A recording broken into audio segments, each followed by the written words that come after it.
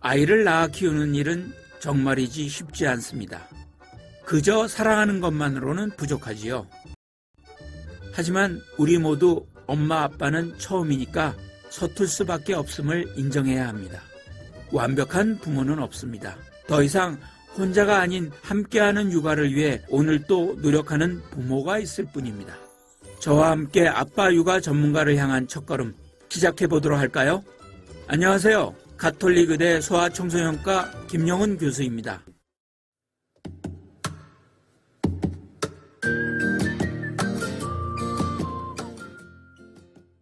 아빠 육아 7번째 시간. 오늘의 주제는 자연 현장에서 문제 해결력을 키워라입니다. 자연은 아이의 감성은 물론 신체를 튼튼하게 만들어주는 최고의 공간입니다. 많은 가족이 봄을 맞아 야외로 나가지만 정작 야외에서 아이에게 어떤 도움을 주어야 하는지 아는 부모는 많지 않습니다.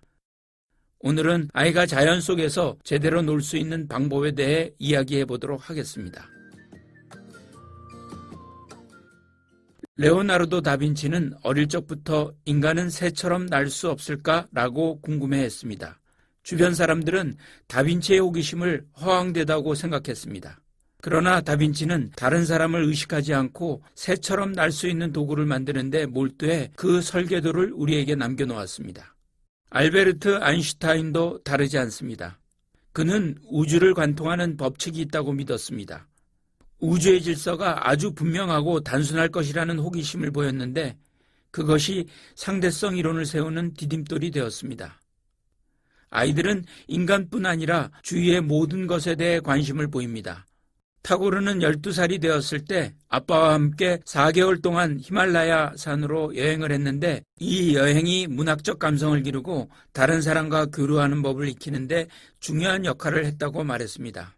흔히들 자연이라면 산이나 바다를 떠오르지만 자연은 기후나 환경 보전, 우주적인 것까지를 포함합니다. 또한 자연은 면역력을 높입니다. 조기 교육의 아버지라 불리는 칼 비테는 다른 아이보다 늦된 아들의 건강을 지켜주기 위해 일찍부터 자연을 접하게 했습니다. 이를 위해 활동하기 편하도록 헐렁한 옷을 입히고 햇볕이 따뜻하고 바람이 가볍게 부는 날에는 신선한 공기를 마음껏 마시도록 일부러 마당에서 재우기도 했습니다. 아울러 틈만 나면 꽃과 나무를 보여주고 시냇가에서 물놀이를 시켰습니다. 일광욕은 면역력의 필수적인 요소입니다. 평소 일광욕을 통해 피부를 단련시키면 감기나 알레르기 질환에 잘 걸리지 않습니다. 햇빛을 쬐면 인체 내에서 자체 생성되는 비타민 D가 성장기 아이들의 뼈와 치아 발육을 돕고 면역력을 높이는 작용도 하고 면역력이 높아지면 천식과 기관지염을 앓는 아이의 건강이 좋아질 수 있습니다. 특히 아이들은 자연에서 온몸으로 놀 줄 압니다. 나무도 흙도 곤충도 숲속에서 만나는 모든 것이 아이들의 학습거리입니다. 부모는 아이들이 주체가 되어 자연물과 스스로 대화하고 자연물을 통해 다양한 놀이를 할 수 있도록 도와주면 되는데요. 어떤 방법이 있을지 함께 알아보겠습니다. 첫 번째, 계절별로 자연을 만나게 해주세요. 계절별로 바뀌는 자연과 만나면 아이들은 자연의 변화에 호기심을 갖게 됩니다. 봄에는 새로 돋아나는 새싹과 새로 핀 꽃들을 만나게 하고 여름에는 매미와 다양한 곤충들을 관찰할 수 있는 기회를 주어야 합니다. 가을에는 가까운 숲으로 가서 풍성한 열매들을 보고 겨울에는 벌거벗은 나무들과 눈의 결정, 고드름을 관찰할 수 있어야 하죠. 아이는 생활에서 쉽게 접할 수 있는 자연물이나 현상에 대해 관심을 갖고 탐구하면서 변화와 규칙성이라는 자연의 본질을 이해하게 될 것입니다. 두 번째, 동식물을 길러주세요. 햇빛이 잘 들고 물을 사용하기 좋은 곳에 텃밭이나 화분을 만들고 아이가 직접 씨를 뿌리고 재배하고 수확하게 해주세요. 봄이 되면 텃밭에 직접 씨를 뿌리고 작물을 가꾸어 잡초를 뽑고 수확을 하게 되면 땀 흘려 수확하는 기쁨과 보람을 알게 될 뿐만 아니라 자연에 대한 관심과 애정이 샘솟을 것입니다. 또는 같은 곳에서 동물을 길러보는데 물과 사료 공급이 쉬운 곳에 사육장을 설치해 아이가 직접 먹이를 주고 관찰하도록 해주는 것도 좋습니다. 세 번째, 호기심을 확장해 주세요. 아이는 일상생활에서 접하는 문제 해결 과정에서 처음에는 탐색과 관찰, 비교 등의 기본적인 탐구 기술을 활용해 궁금한 것을 알아갑니다. 이는 연령이 증가하면서 점차적으로 궁금한 문제를 해결하기 위해 기본적인 탐구 기술뿐만 아니라 예측, 실험, 의사소통 등의 좀 더 복잡한 탐구 기술을 활용할 수 있습니다. 네 번째, 녹색 환경에 관심을 가져야 합니다. 자연은 생명을 탄생시키고 생존하게 하는 기반입니다. 사람에게 유익한 것은 동시에 자연에게도 이로운 것이 되어야 합니다. 때문에 아이가 생물이나 생명체를 다룰 때는 생명을 아끼고 존중하는 태도를 갖게 해야 합니다. 혹시나 생명에 해를 입혔을 경우에는 사후 처리에 유의하도록 도와주세요.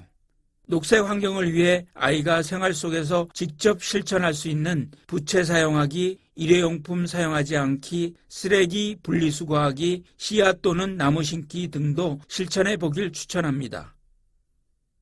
다섯 번째, 자연 현상을 예측해 보세요. 흔히 볼 수 있는 물체들이나 나뭇잎, 도토리, 나무 등은 물에 뜨고 돌멩이나 흙 등은 가라앉습니다. 다양한 자연 재료의 현상을 관찰하게 되면 이 과정에서 아이는 가정을 하고 추론을 하며 생각하는 힘을 기를 수 있습니다. 뿐만 아니라 식물이나 동물, 자연 그대로의 현장을 탐색하며 환경의 다양한 요소들 간의 관계를 탐구할 수 있습니다. 그래서 근처의 공원이나 숲, 들판이나 유원지들을 견학할 경우에는 자연의 변화를 탐색하기 위해 다양한 도구를 갖춰야 합니다. 예컨대 길이를 잴 수 있는 자, 손에 들 수 있는 렌즈, 온도계, 우량계 등이 필요합니다. 그리고 기본적으로 평가 도구, 사진기 등도 잊지 말아야 합니다. 여섯 번째, 출생과 성장에 관심을 가져주세요. 아이는 자신이나 동생이 태어났을 때 자연스럽게 출생과 성장에 대해 관심을 갖게 됩니다. 이를 돕기 위해 아이의 신생아 사진과 돌사진, 현재의 모습을 찍은 사진을 차례로 보여주고 어떻게 달라졌는지 비교해 보세요. 아이의 현재 키와 몸무게를 재어보고 어릴 때 키와 몸무게에서 어떻게 변화했는지 시각화해 비교하는 것도 좋은 방법입니다.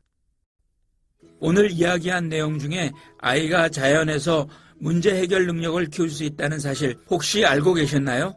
자연 속에서 아이는 부모가 생각하는 것 이상으로 많은 활동과 소통을 할 수 있습니다. 우리 부모는 아이가 이러한 과정을 통해 더욱 성숙할 수 있도록 적극 도와주어야겠습니다. 다음 시간에는 아빠와의 신체 놀이가 유독 중요한 이유에 대해 함께 이야기해 보도록 하겠습니다. 아빠 육아 화이팅!